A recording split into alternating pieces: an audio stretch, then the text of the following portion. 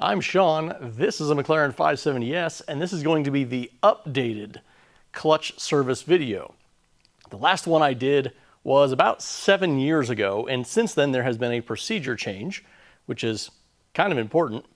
And after now doing this 100 or more times since then, I've learned a few tricks that make it a little bit easier and a little bit of things to come and expect. So I'm going to share those with you. Now this particular car being a 570, I can show you all the things with removing the diffuser, which is already off, but all of the 3.8 liter cars and 4 liter cars for the most part are all done the same way. The V6s are different, like in the Artura. But for the diffuser on the 570, all the screws are visible. They're all 4mm hex, except for the ones right here. These go from the top down. These are going to be a 10mm. You do have to go behind the fender liner to see those bolts. But if you just kind of peel, you don't have to take the whole thing out. Just peel up the bottom of it. You'll see it right there. Loosen those. This whole thing will come down. All the other cars are pretty similar, slightly different, but pretty similar. Normally, I would show you all of that, but this is kind of a vague video for all of the models. The very first thing that we're going to want to do after the diffuser off is we're going to want to pull the plug for fill. And if you see right where I'm pointing there, that is an 8mm hex. So pop that one out, and that's going to be your fill port that is also going to allow for venting so you don't get glugging, and I'll show you why that's important here in a moment. Now, one trick that I've learned with taking that out is flex head. The reason being, when you actually get it in there, you're going to find it won't really come straight out. So if you have just a slight bend on it when you put it in there, like that, it'll make it easier to tighten it and loosen it. So if you got one of these handy, definitely a good idea. Also, it may be really, really tight, and you may have to put some leverage on it if this isn't long enough. Kind of pop it loose, but when it does break loose, it's going to do it very rapidly. So wearing gloves isn't such a bad idea, just when you go to push up, or just expect that it's suddenly going to release. But we'll see what this one does.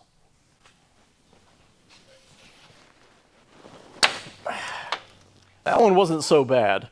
You did notice I was wearing a glove because you can smack right up in here and it is unpleasant. But what you may end up having to do is taking a jack handle, stick it on the end of it, pushing it up. I've done that quite a few times, works great. Something else I'll point out, on the 570, this is notched right here to make that a little bit easier with getting your wrench in there. On 12C 650, this is different, the subframe. And 720, I think you're probably okay to get it straight in possibly, but depending on the size of your socket and everything else, that might be an issue. But it's a little bit easier on 570s. Older cars, it's harder. Having that flex socket helps. Every model has got this bar that runs across it. It's a sway bar on the 570 600 LT. It is a Z bar on the Super Series cars. How it goes in there is a little bit different because it's shaped a little bit different, but they come down a little bit different. And we're not going to take it off yet because right here is one drain and right here is the other drain. And if you drop that down, not so much on the 570s, but on the other ones, if you drop that down, this can get in the way of your drain. So it either creates a bigger mess or just gets extra dirty that you don't need to. So we're going to do this later. Don't jump the gun on that. We're going to do this one first for a reason. Then we're going to do this one. When you do this one first, it gets the flow started. It also does a little bit of venting inside here, I'm guessing, because when you do this one, you might notice you got this edge right here. This one, it's actually going to come out sideways. It's going to come out at an angle, not straight down. If you do this one first, this is going to try to come out straight down. But for whatever reason, if you do this one first, it comes out sideways.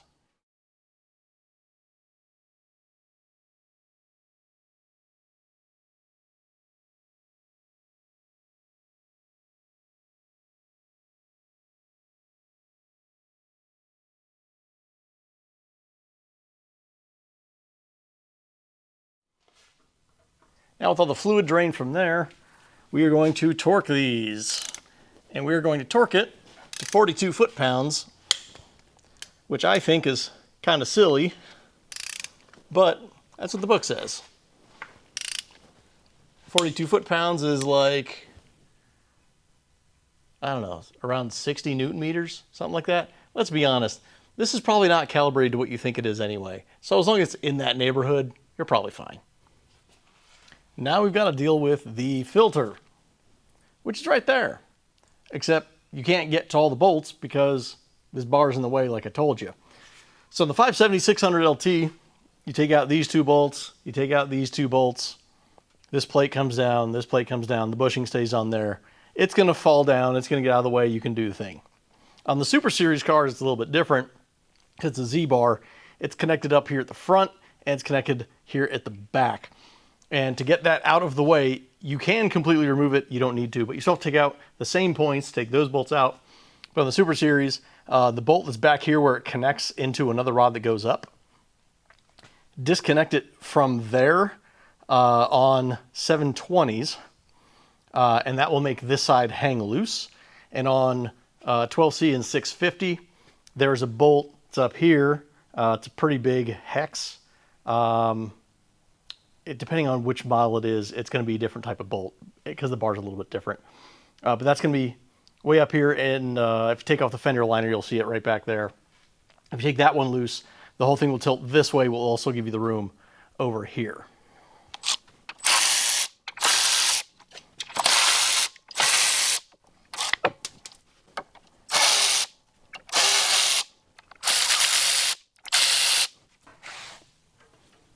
Now here's where it gets interesting. You might have noticed I took all of the bolts out and it's still in place. Well, there's a little notch right here on the side of it that you'll see. There's one on each side.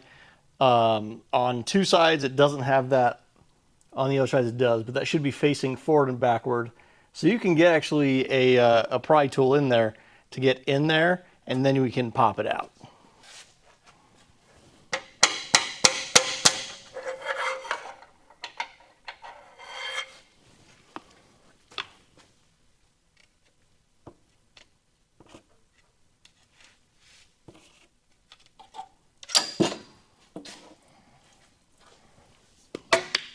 And we're going to take a pry tool, slide that out as well.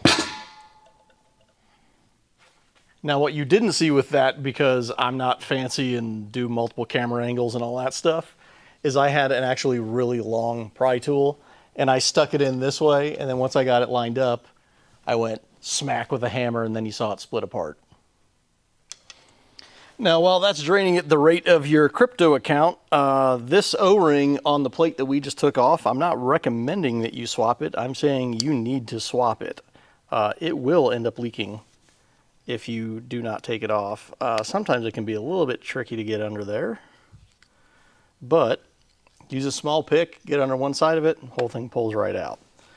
We've got the replacement. Easy to swap that on. And before we put this in, we're going to take some of that oil that's dripping, and we're just going to run it along that O-ring to give it a little bit of lubrication before we put it back in.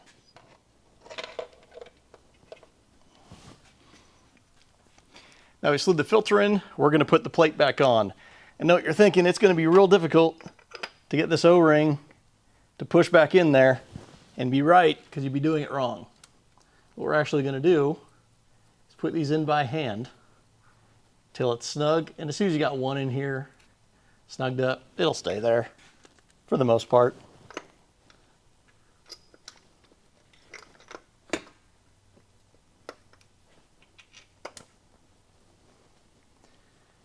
And once we get all four of these in here, we're going to torque it. And that's both very critical, because this is going into aluminum. We do not want to exceed the amount of torque that we're supposed to. It is 7 foot-pounds or 10 Newton meters. And when we torque it, that's actually what's going to pull it into place. So it's not that big of a deal. Just get it in here pretty good.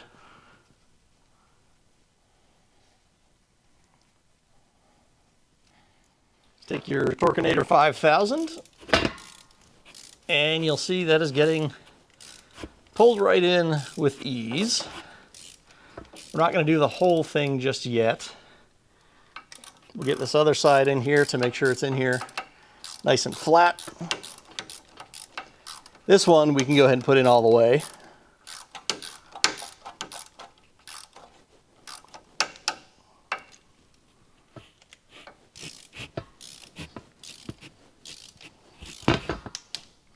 And we do want to go diagonal.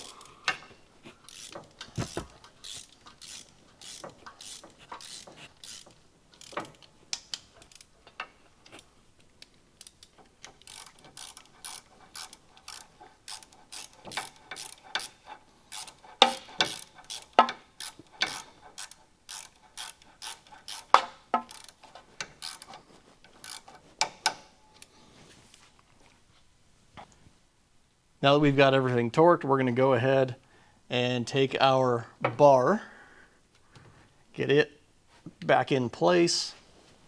You may have to hold it a little bit. It may hold itself up, but probably not for long.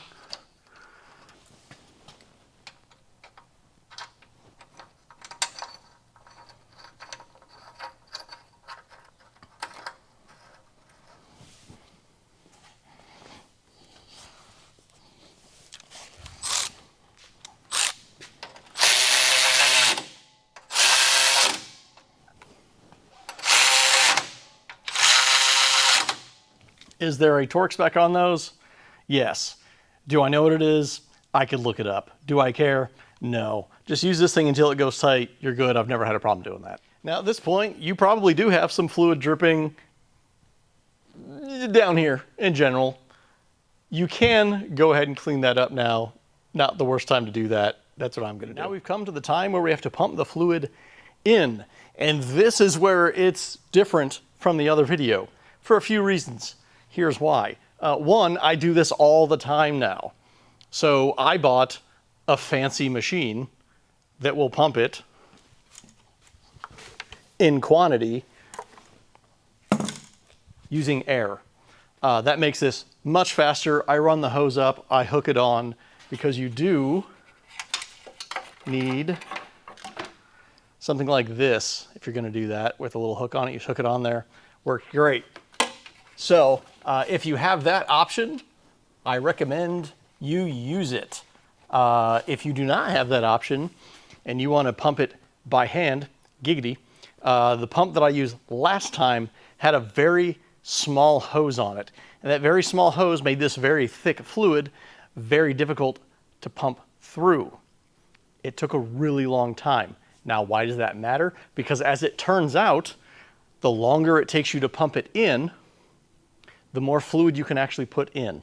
It's actually dumping back into the transmission and crevices and all that stuff, and it will actually allow you to fill even more fluid in before it starts coming out. Now, here's the fun part of that.